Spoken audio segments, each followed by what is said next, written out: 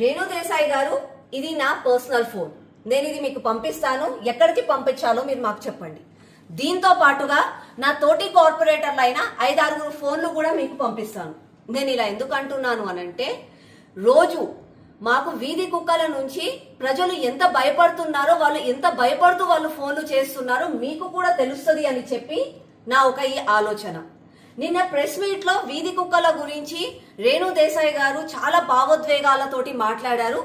Okay, నేను తననేమి criticise చేయట్లేదు, నేను తనకి కౌంటర్ వేయట్లేదు. కానీ ఇంకొక సైడ్, ఇంకొక యాంగిల్లో ప్రజలు ఎందుకు భయపడుతున్నారు, ప్రజలు ఎందుకు పదే పదే వీధి కుక్కల గురించి కంప్లైంట్స్ ఇస్తున్నారో ఆ విషయము, ఆ బాధ కూడా తనకు తెలవాలి అని చెప్పి నేను ఇది చెప్తున్నాను. మేము ఒక కార్పొరేటర్ గా రోజు ఎంతో మంది మాకు వీధి కుక్కల గురించి కంప్లైంట్స్ ఇస్తారు. వాళ్ళకి వీధి కుక్కలు అంటే కోపం కాదు, ద్వేషం కాదు, వాటిని చంపేయమని కూడా వాళ్ళు అనరు. వాళ్ళు కేవలము వాటితో భయపడుతున్నారు. ఎందుకు అనంటే, భయం చావు కంటే చాలా ప్రమాదకరమైనది. చావు ఒక్కసారే వస్తుంది, కానీ భయం ప్రతి క్షణం వాళ్ళను వేధిస్తూనే ఉంటుంది. ఈ రోజు మన నగరంలో కూడా వీధి కుక్కలతో ప్రజలు ఎదుర్కొంటున్నది ఇదే పరిస్థితి. ఎందుకంటున్నా అంటే, రీసెంట్ గా మనం చాలా డేస్ చూసాం.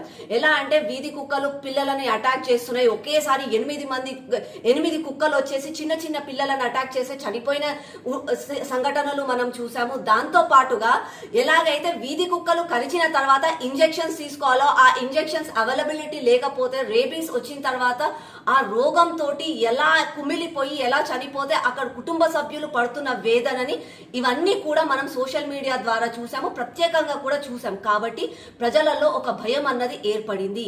ఈ భయం పోవాలంటే మనమేమి చెయ్యాలి?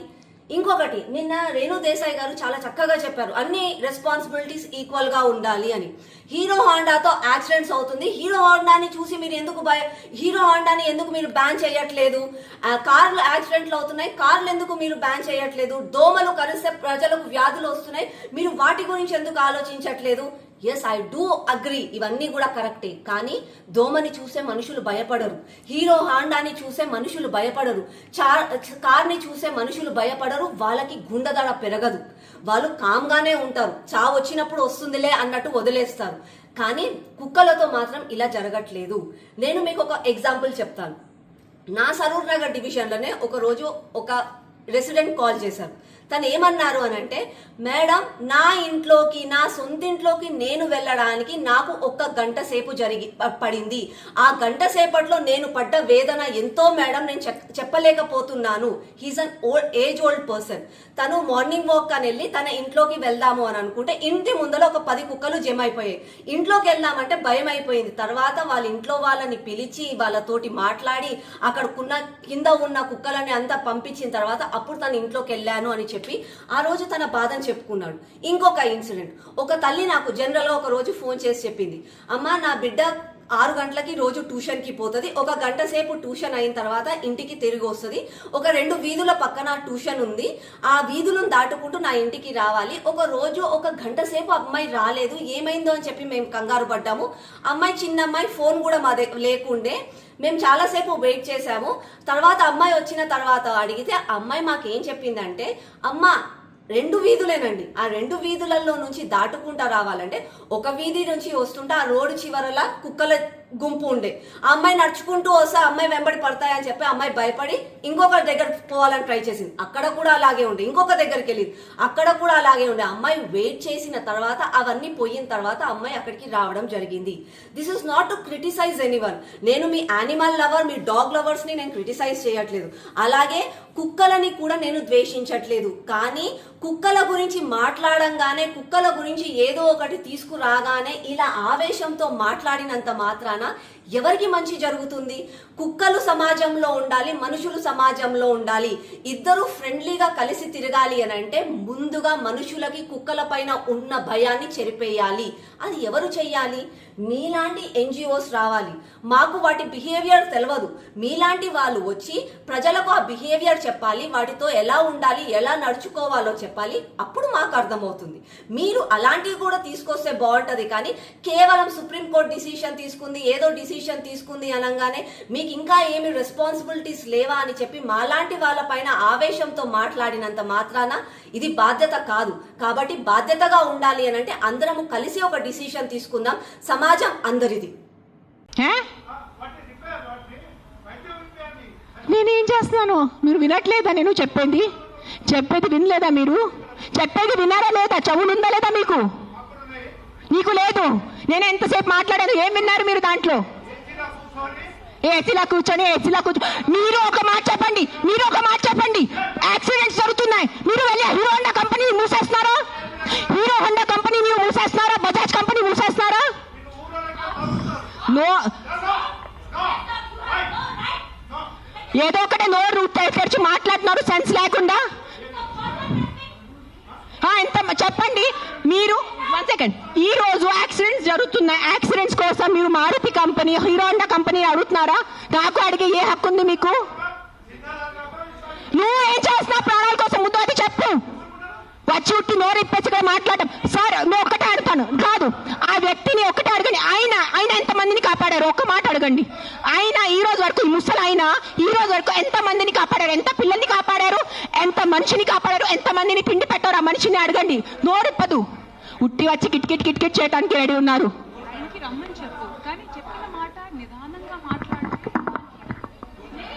ఎవరైనా జర్నలిస్టులు కానీ ఎవరైనా అడగాలనుకుంటే ఒక పద్ధతిగా అడగటం, ఒక రెస్పాన్సిబుల్గా అడిగే విధంగా ఉండాలండి. అడిగే క్వశ్చన్లోనే రెస్పాన్సిబుల్. మీరు చెప్తారా సార్? ఇప్పుడు ఆయన ఎవరు ఉన్నారనేది please, I mean with all due respect,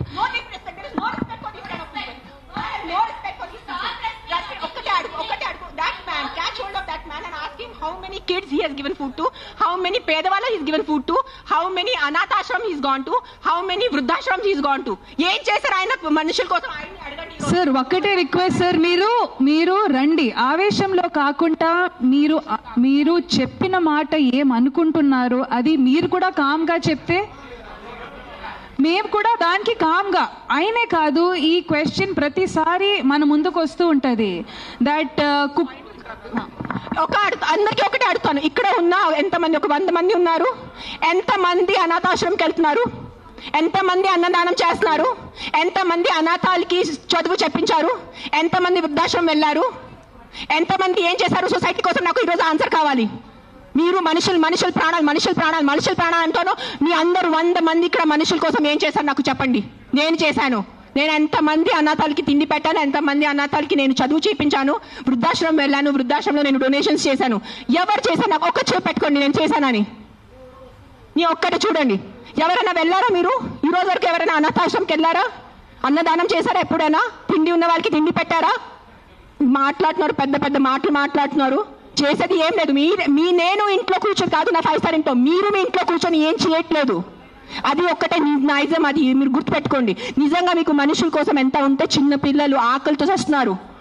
మీరు ఆ చనిపోతున్న చిన్న పిల్లల ఆకలితో ఆ కళ్ళు చూసి ఉండగలరా? How can a child die of hunger? ఒక చిన్న బిడ్డ ఆకలితో ఎలా వస్తుంది చెప్పండి నాకు. హౌ? మన దగ్గర అంత అన్నం లేదా? మన దగ్గర అంత డబ్బు లేదా ఈ ప్రపంచంలో? ఎక్కడ ఎవరైంది చెప్పండి.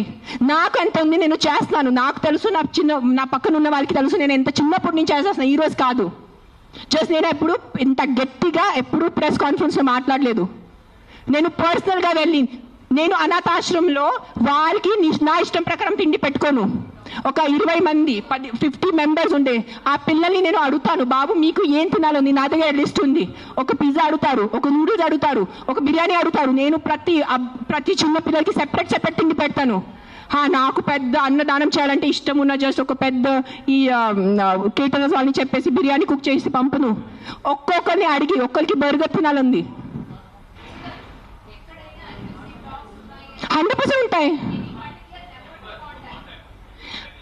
First is GHMC. Contact GHMC because this government. Now we are NGOs. People should understand we are NGOs. Understand the difference. We are doing voluntary work. మీరు ఓట్ ఇచ్చిన గవర్నమెంట్ అడగటానికి నీకు నోరు లేదు. ఎవరికి? ఆ వ్యక్తికి ఒక మినిస్టర్ ముందు వెళ్ళి ఇట్లా అడగమని చెప్పండి. I challenge that man. Go in front of your chief minister. Go in front of your MLA. Go in front of your corporator and talk like this. Right now, if I give out my number, na, they will purposely, people will call me and harass me. That's why I'm not giving out my number. Google it, you will find it. You send me a video of the dog, you send me a video of your locality, you send me the problem, I will deal with it. I cannot give out my number publicly because meeku telusu janalu enta mandi. You saw that how that man was. ఏం చేయరు, ఉట్టి no tick tick tick tick tick చేయడానికి ఉంది, చేయడానికి ఎవరు లేరు. మీ అందరికీ నేను ఈరోజు ఛాలెంజ్ చేస్తాను, నీకు నిజంగా మీకు చిన్న పిల్లల గురించి ఎంత బాధ ఉంటే స్టార్ట్ విజిటింగ్ యువర్ అనాథాశ్రమ్స్. మీ ఇంట్లో ఉన్న పని వాళ్ళకి మీరు ₹1000 కోసం బార్గెనింగ్ చేస్తారా లేదా? ఆ పని వాళ్ళకి చిన్న పిల్లలు లేదా? మీ ఇంట్లో ఉన్న పని వాళ్ళకి చిన్న పిల్లలకి మీరు చదువు చెప్పిస్తున్నారా? మీ ఇంట్లో ఉన్న పని వాళ్ళకి మీరు తిండి పెడుతున్నారా? చెప్పండి నాకు. మరే మాట్లాడుతున్నారు హ్యూమన్ రైట్స్ గురించి, చిన్న పిల్లల గురించి మెంటల్గా మాట్లాడుతున్నారు. I think I should stop talking now. Let Rashmi talk.